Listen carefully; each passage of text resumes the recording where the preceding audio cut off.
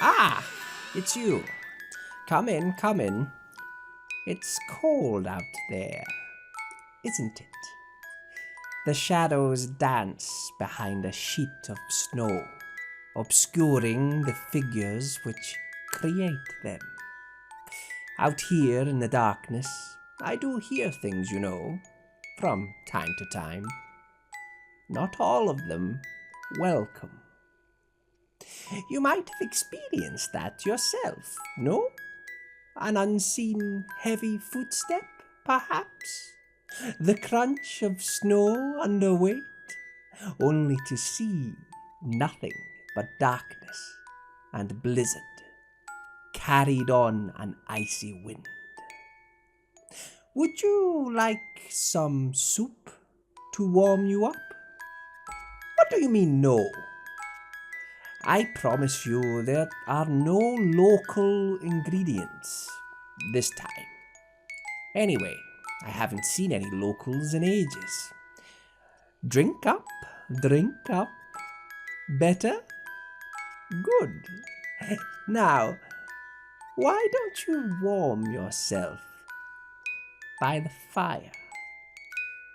I'll bolt this door to make sure we're quite safe. You look worried. There's nothing that can get in here unless...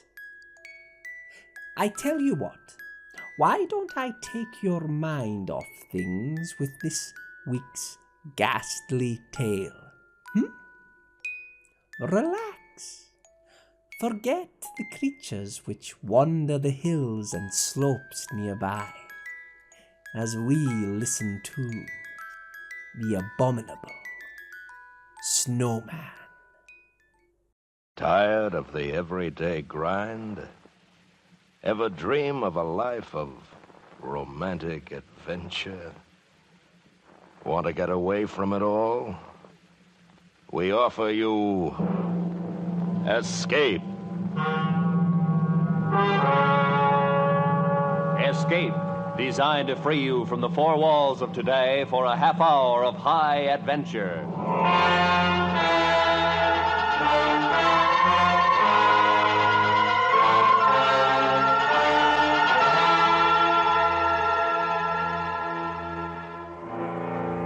You are high on the frozen slopes of a great mountain, terrified and caught in a blizzard, while the thing for which you've been hunting has suddenly become the hunter. And if it finds you, then for you and your companions, there can be no escape. So listen now as Escape brings you Anthony Ellis's exciting story, The Abominable Snowman.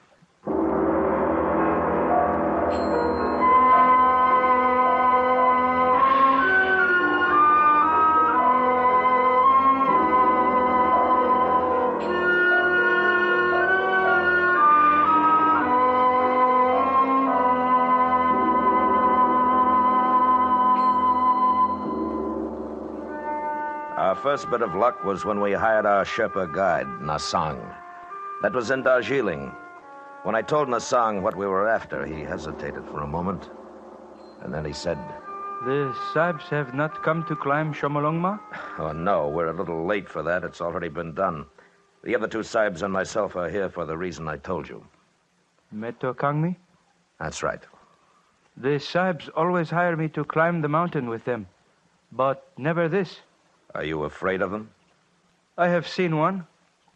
You've seen one? Yes, many of us have seen them. Wait a minute. Alan, Yeah. What's that? I'm interviewing a Sherpa in here. He says he's seen one of the things.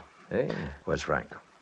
went out to get some tobacco. Oh, all right, come on in. I think this is our man. All right. Nasang, this is Mr. Ferris. Sahib, Hello, Nasang. Nasang was telling me about what he'd seen. Go ahead, Nasang. it has a face that is evil. And when it saw me, it uttered a strange cry and bounded away, sometimes leaping, sometimes running with great strides. It was dusk, and after a moment I lost sight of it in the snow Where were you? with the French expedition. It was at 19,000 feet on Shomolungma. How far were you from it? 30 feet, perhaps 35. You're sure it wasn't an ape? I am sure. There is no ape in the Himalaya to make such a track. What about bears? This too I have been asked. But does a bear walk always upon its hind legs? Well, that's enough for me. Alan? Yeah, he'll do. Yeah. But if you want the job, Nasang, you're hired. You are going to try to capture a Yeti? Yes. It will be a difficult thing, but I will serve with you.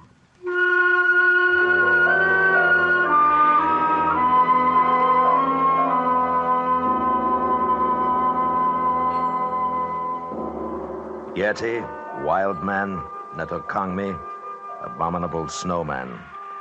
That's the name the natives had for the things, and Alan Ferris, Frank Davis, and I were going to try to get one. We'd all done some climbing, but climbing was secondary here. Expeditions since the beginning of the 20th century had heard of the Abominable Snowman, observed their tracks, and one or two white men claimed to have seen them. Great ape, bear, monkey, wild men.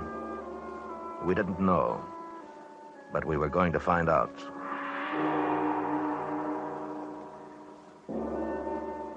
Four weeks later, we were in the Rongbuk Valley for our interview at the monastery with the Lama. The journey from our base had been uneventful, the weather was good, and our spirits were high. From the Lama's window, we could see the great peak of Everest in the distance. Why, gentlemen, do you desire to capture Netokangmi? Because, sir, we believe it will be an invaluable aid in our prehistoric research. That is, if these things are in any way human. And for this reason, then, you have formed the expedition? Yes. You are all familiar with climbing? Yes, we are. You would need to be. The Yeti move at high places, dangerous places, so my people tell me. Also, the monsoons are arriving in a short time. I understand that. Then do we have your permission to investigate in the valley and beyond? You have my permission. Oh, thank you. Appreciate it. There is one point, however. I must request that no wild animal or being in this valley be shot. Our religion does not allow it. We'll respect your wishes, sir. Now, may I ask you one more thing? Of course, my son. Do you believe in the existence of Netokangmi? I myself have never seen them, but I know that they live here, above the valley, on the goddess mother of the world. It is also true that at least 5, and possibly more, inhabit the upper Rongbuk and its glaciers. Thank you. Do you have porters? Our guide Nasang is hiring them now. Yeah. I trust that he meets with good fortune.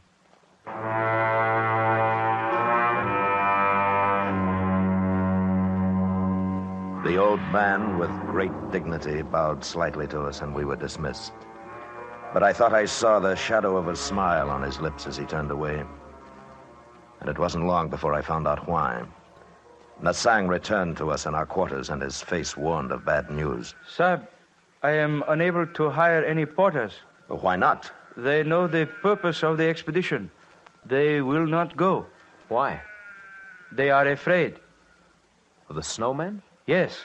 They live in peace with them. They wish no trouble. They are afraid. Well, all right. It'll be rough, but we can't waste time talking them into it. The monsoons will be coming in a couple of weeks. It's not the same as climbing Everest. We'll travel light, just the four of us, set up a base and start hunting. All right with you fellows? Yeah, sure. Nasang? I will go with you. I am not afraid. Good. Well, let's take a look at the map. Now, we'll each carry a capacity load. We should be able to make this point below the glacier in 2 days. That's 16,000 feet. And if our abominable snowmen are in the vicinity, we've got 2 weeks to find them. When do we start? Tomorrow. Good. Well, that's it. Paul? Yes, Frank. One thing. What do the natives mean when they say they don't want any trouble with the things? Superstition, probably. Oh, no, sir. It is not superstition. It is because the Yeti are cannibals. That is why the porters are afraid.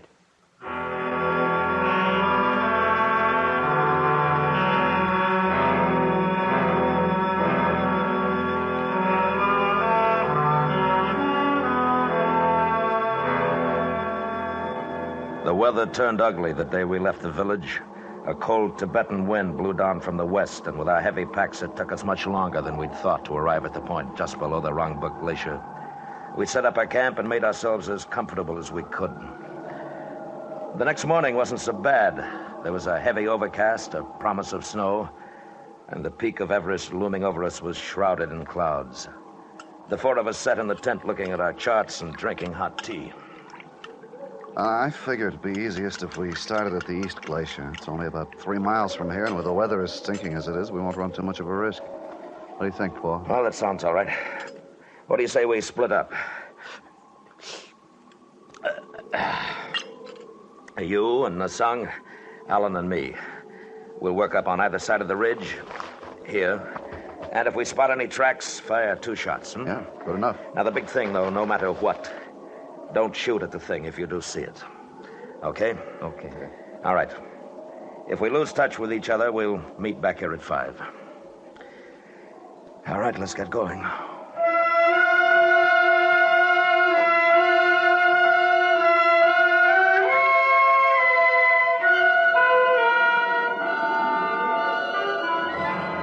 We'd left the base at 6 that morning, and the going was rough.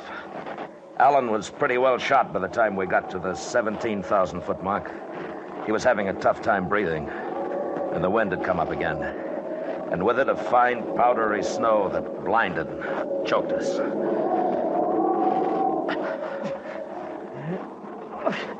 Hey, I gotta take 5. All right. Here, move over here. Might cut some of the wind.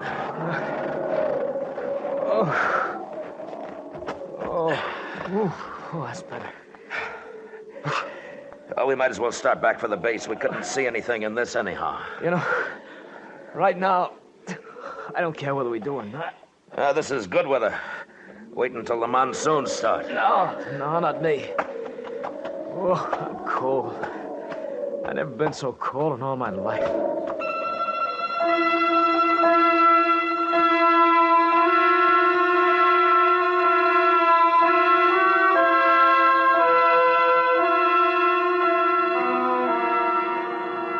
We stayed in the half shelter of an overhang for 10 minutes, and the wind was quieter and the snow had let up. I noticed that the tracks we'd made coming into the shelter were gone now, but we didn't have any worry finding our way back. I figured that Frank and Nasang had met pretty much the same thing on their side of the ridge, and we'd meet them at the base. So Alan and I picked ourselves up and started off. Boy, I thought I was in pretty good shape, but up here, boy, I'm nothing. Paul, I'm tired again. We'll just take it easy going down.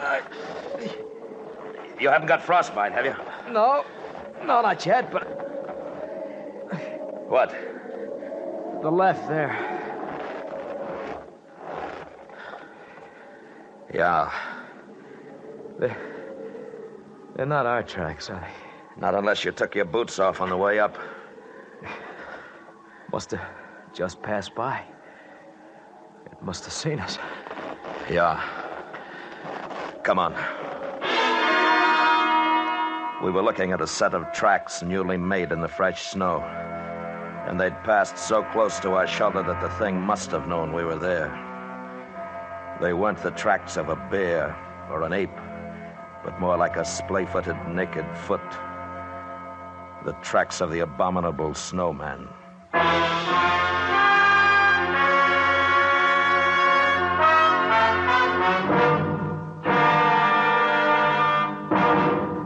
We will return to Escape in just a moment, but first, 30 million school children make their way back to class this year. There are just 10 million too many for existing school facilities. Contact Better Schools, 2 West 45th Street, New York 19, for information on ending this menace to America's educational standards. And now, back to Escape.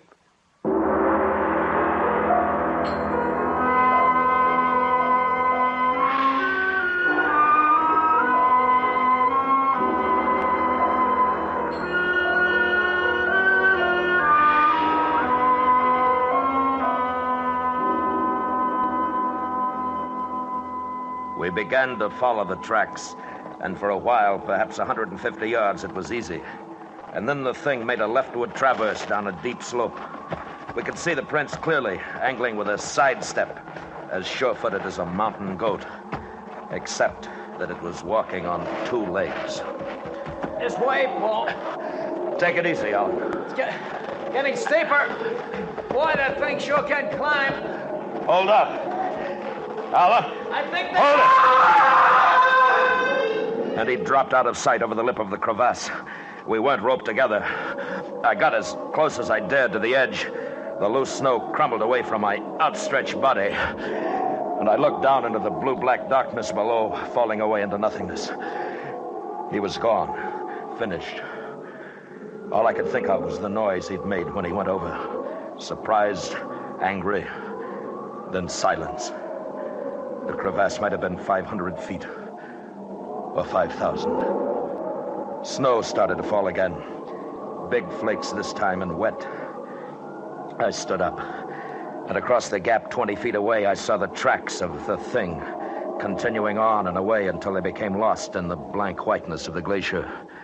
It had jumped and landed still upright on the opposite side. I went back to the base, and an hour later, Frank and Nassang returned. I told them, and we were quiet for a long time. Then... Paul, are we going out again tomorrow? Why not? I just wanted to. We should go back.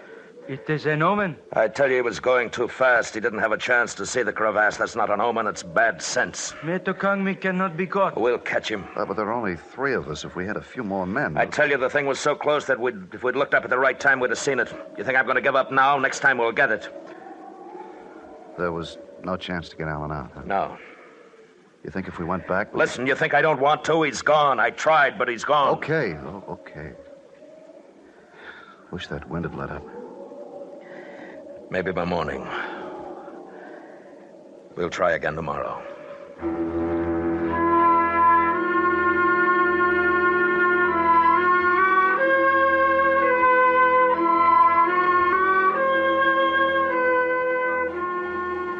It was cold that night, and somehow colder because Alan was gone. I heard Frank tossing around, and I knew he was thinking about a body broken and lonely, lost somewhere in a deep and dark place. In the morning, the 3 of us packed our gear, camera, food. It was a light pack, and we started up again. This time to a crest above the ridge. It was tougher than it looked, and we weren't even halfway up before we had to rest. And as I looked to the west, I saw clouds boiling up. Not white, but somber, threatening. And below, the valley looked grim, ugly gray. And then the sun was gone. And we kept on going up. And then I had a strange feeling. It was nothing I could see, nothing I could hear, only a sensation of being watched, followed. Wait a minute. See something? No. I have felt it too, Sahib. Something following us? Yes. It is Metokangmi. How do you know? It can be nothing else. At this height, there is nothing else that lives. Maybe it's curious. No, don't turn around, Frank. Listen. When we get up to the crest, you 2 flop down. Stay in sight of the slope here. What are you going to do? Move around the hump and watch. If it thinks we're all together, it may come close enough to give us a chance to get it. You better watch your step. It looks nasty. I will. Now, come on. It took us another 15 minutes to get up to the crest, and then Frank and Nassang hunched down to rest. They were in clear view of the slope we just ascended. I moved back out of sight and made my way toward the hump, which backed a long shelf on the north side of the crest. In a couple of minutes, I lost sight of them and of the slope. The wind had increased, and the clouds had spread now to become an iron-gray canopy over the mountain. It was getting colder again. I don't think it took over 5 minutes to reach my lookout point. And when I did, I had a perfect view of the ground we'd covered. There was nothing there. The men were out of sight. And I waited. A minute. 2. There was nothing. Until...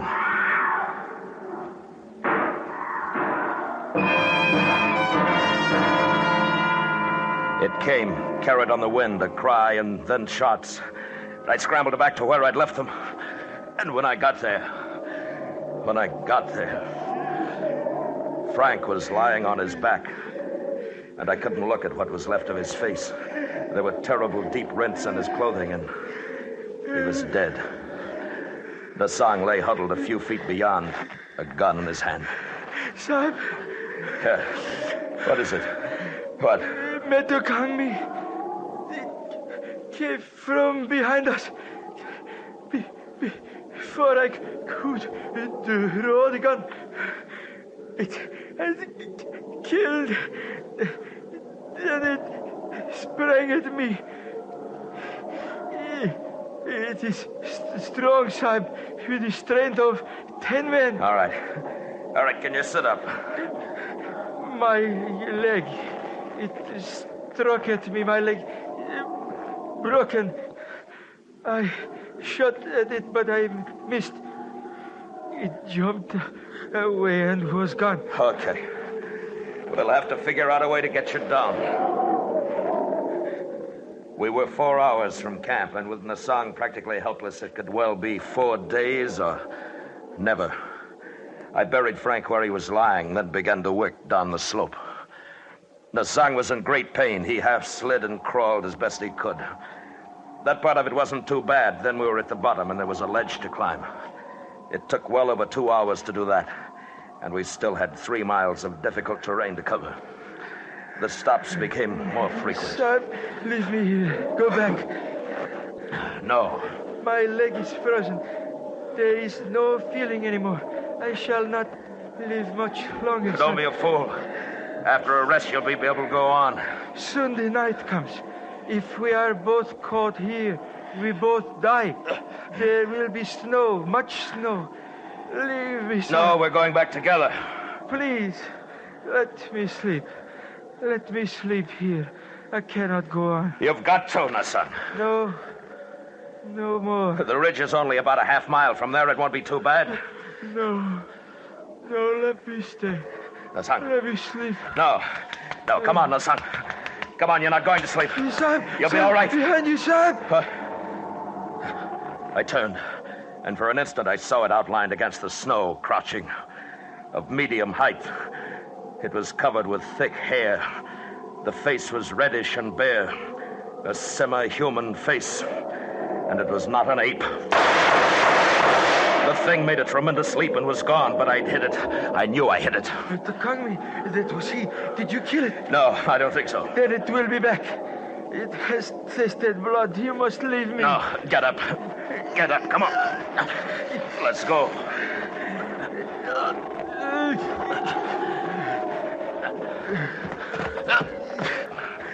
Nasang. I am very sorry, Sahib. Will you ask the Lama to make a prayer for me? Sure I will, Nasang, but... Give my pay to my wife in Darjeeling.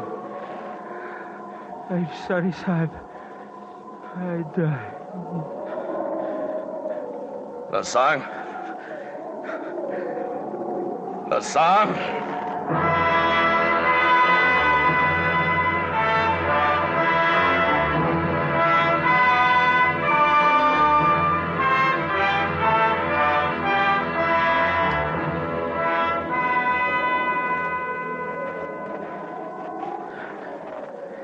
And the darkness came, and with it shadows and the snow. Every hillock, mound became the thing, motionless, waiting. In my mind, I kept seeing it, its long arms, powerful, and the dreadful claws it must have possessed. I carried my gun in my gloved hand, but I knew that I couldn't fire it unless I was barehanded. And that meant my hand would freeze to the gun. And then suddenly I felt myself slipping.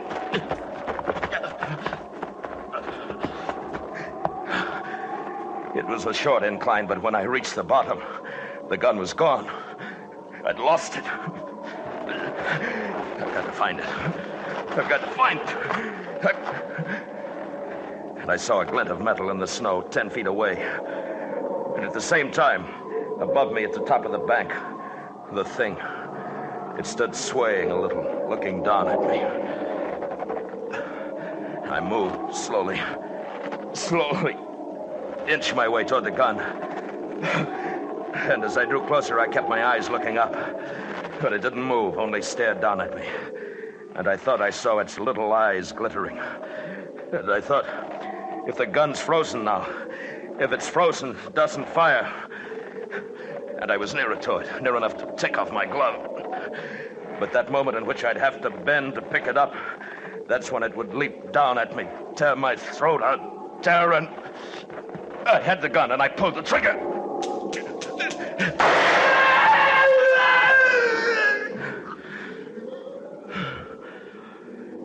And it lay there, strange and terrifying, its blood staining the snow. And it looked at me. Looked at me until the sound died away.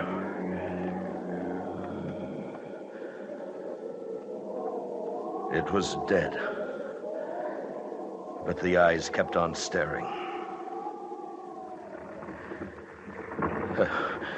It must have been the shots that loosened the snow and ice on the ridge above. I heard the sound, and I ran.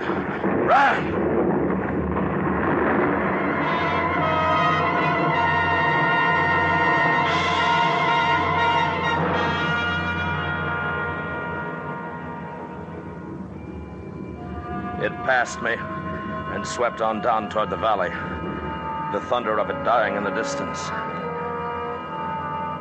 And when I went back, there was nothing there. It was buried somewhere under tons of snow. I made my way back to the Wrongbook village. I don't remember how. I didn't remember anything for 2 weeks after. But I'm alive. And I'm not going back there again. That's all I know. Or want to know about the Abominable Snowman.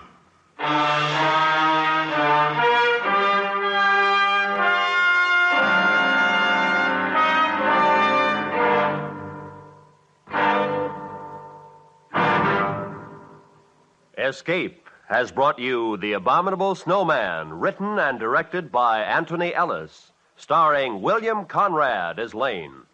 Featured in the cast were Anthony Barrett, Hy Averback, Jack Crucian, and Edgar Barrier. The special music for Escape was composed and conducted by Leith Stevens. Another great tale from Escape, no? You still look worried. Please, my friend. There's nothing to worry about.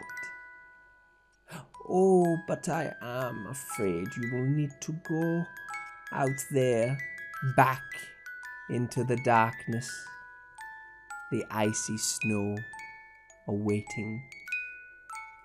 You'll be fine, you'll be fine. But should you hear an unseen footstep, or the sound of snow crunching heavily behind you, do not look. Do not glance back. Keep moving and hope that whatever is behind does not follow. Until next time, good night and sleep tight.